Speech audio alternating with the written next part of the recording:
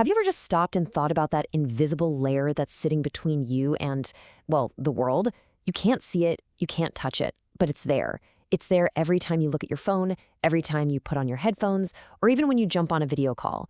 We really need to talk about this because technology isn't just a tool anymore.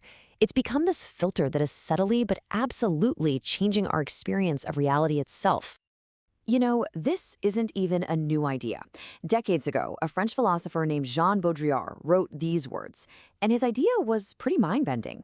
He saw us heading towards a world where the copy, the simulation, the map was becoming more important, more real to us than the actual thing it was supposed to represent, the territory. That solid line between the two? He said it was starting to just fade away. He had a name for this, hyper-reality. And what is that? It's basically a state where the whole distinction between what's real and what's a simulation just completely collapses. It's not a fake version of something real. It's a model of something that doesn't even need an original anymore. It just is. It's a reality generated from, as he put it, miniaturized cells, matrices, and memory banks. All right, so to really wrap our heads around this, we're going to go on a little sensory journey. First, we'll look at a classic example of this hyperreal world. Then we'll dive into how this invisible interface messes with what we see, what we hear, and even what we feel, or maybe what we don't feel anymore. And then finally, we'll ask the big question, is there any way to unplug from all this? Okay, let's start by taking this really big, abstract idea and grounding it in a place I bet a lot of you know. So Baudrillard pointed to Disneyland, but here's the genius twist in his argument. He said the trick of Disneyland isn't that it's fake. The trick is that it's presented as this imaginary fantasy land to make us believe that everything outside its walls, Los Angeles, the rest of America, is the real world. But in his view, that world outside is just as much of a simulation. Disneyland is basically a decoy. They're to hide the fact that the real isn't really real anymore. Okay, so let's shift gears and talk about our senses, starting with the one we rely on most, our vision. How is the very way we see the world being rewired by this invisible interface? And you can't really talk about this stuff without bringing up another legend, Marshall McLuhan. He gave us this killer idea. The medium is the message. He was saying it's not just about the content, the article or the video. The technology that delivers it, the medium itself, that's the real story, because it completely changes how we perceive everything.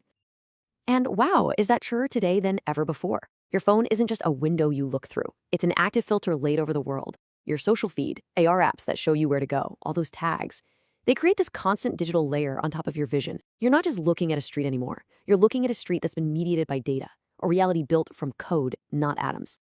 So that's sight. Let's move on to our next sense, hearing. Think about it. We've shifted from this shared public soundscape to one that is intensely personal and curated. I mean, just picture the difference. The shared soundscape is messy, unpredictable. You've got traffic, birds, people talking over each other. But then you pop in a pair of earbuds, and suddenly you've created your own private sound bubble. You replace all that chaos with the perfect playlist, a super focused podcast, or maybe even just the perfect manufactured silence of noise cancellation. We've all become the architects of our own sonic reality. And it turns out we're hooked. A study asked students to go just 24 hours without any media, and the results were kind of scary. So many of them said they felt anxious, restless, totally isolated.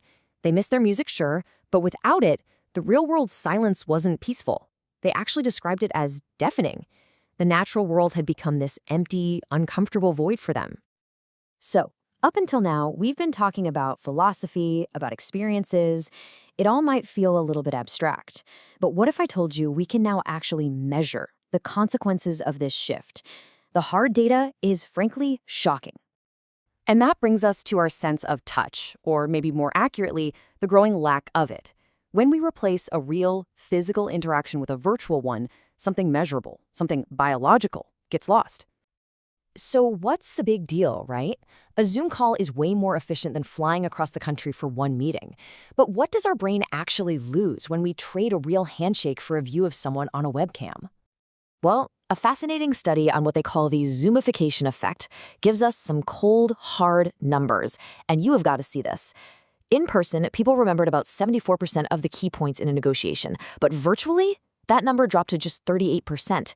And for the really complex, nuanced stuff, the drop is just catastrophic, from 72% recall all the way down to 20%. Our brains are just not processing information the same way. But honestly, this next number is the one that really blew my mind. Oxytocin. You've probably heard of it. It's often called the trust hormone. It's essential for social bonding. Well, in virtual negotiations, especially between people from different cultures, oxytocin levels plummeted by over 50%. We are biologically less trusting of each other when we're interacting through a screen. And this has massive real-world consequences. All that lack of trust and shared understanding means that deals made virtually are way more likely to fall apart. The rate of disputes after the deal is done more than doubled, a 128% increase. So that efficiency we think we're getting from virtual communication, it might be coming at the direct cost of trust and clarity. Man, this all paints a pretty bleak picture, doesn't it?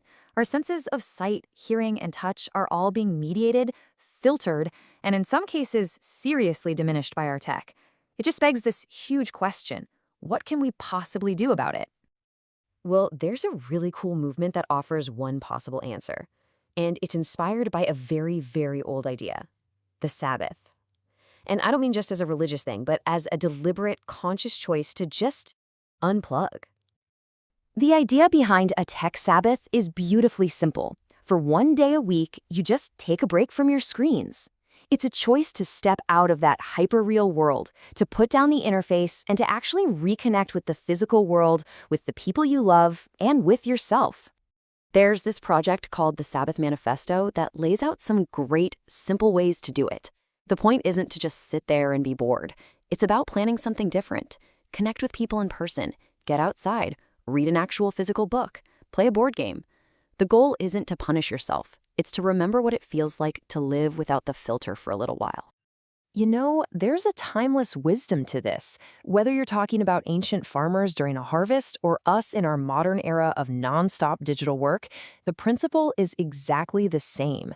Taking dedicated time to rest and disconnect isn't some luxury. It's absolutely essential for feeling human. And that leaves us with one last big thought to take with you. As our technology gets better and better, as these interfaces become more seamless, more invisible, think AR glasses or even brain-computer interfaces, this filter is only going to get more powerful. So the real question isn't if this is happening. The question is, what are we going to do about it? What parts of our unfiltered, messy, tactile human reality are we actually going to fight to keep?